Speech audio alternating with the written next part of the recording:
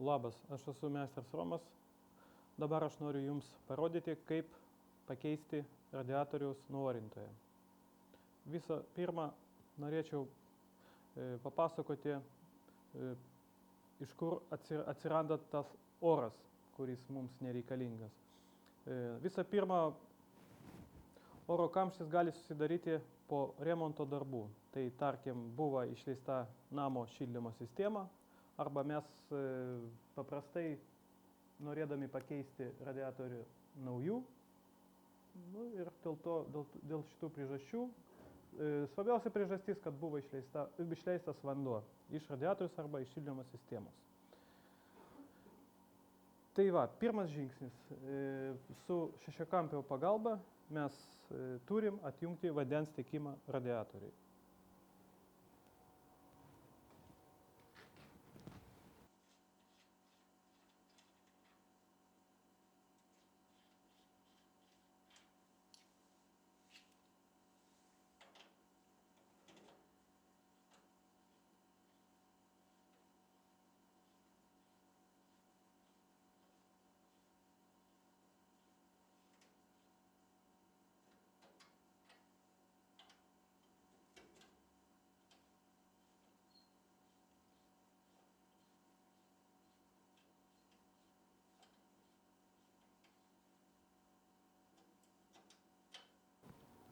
Atlikus atjungimo etapą, mes prieinam prie kito.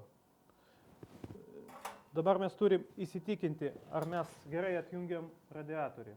Tai su rakčiuko pagalba mes atsukam išleidimo nuorintoją tą vadinamą ir išleidžiam vandenį iš radiatoriaus.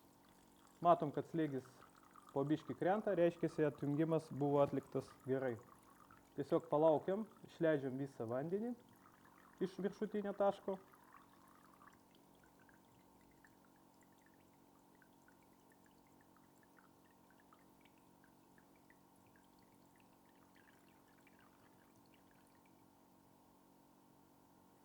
Išleidus visą vandenį iš viršutinio radiatoriaus taško, mes dabar galim drąsiai pakeisti nuorintoją. Su suvedamu raktų pagalba arba atitinkamo diametro raktų mes prieš laikrodžio rodiklę nusukam nuorintą.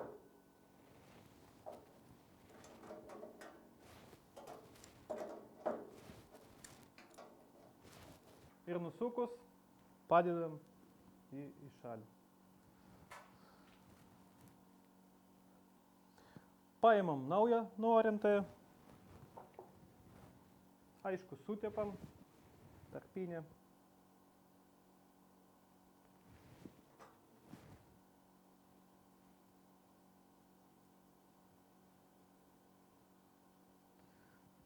Ir vėlgi su raktų pagalba užsukam į vietą.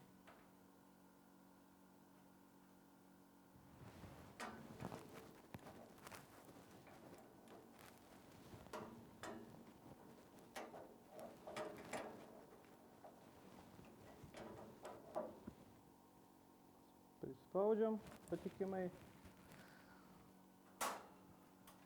Vėl su rakteliu užsukam.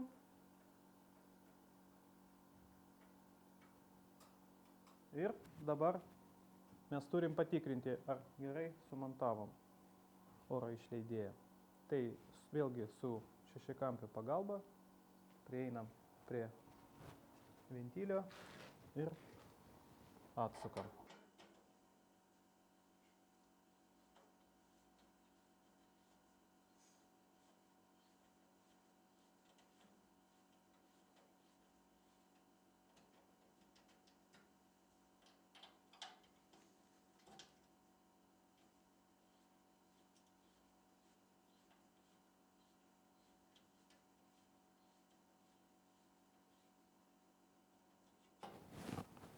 Atsukus vandens tiekimą į radiatorių, mes dabar turim jį nuorinti, kad jis pas mus šiltų.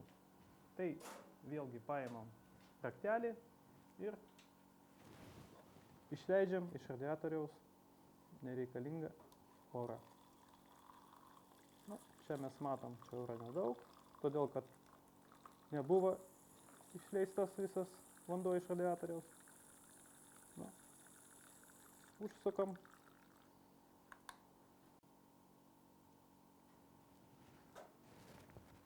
Dabar aš jums parodžiau, kaip pakeisti radiatoriaus nuorintoją.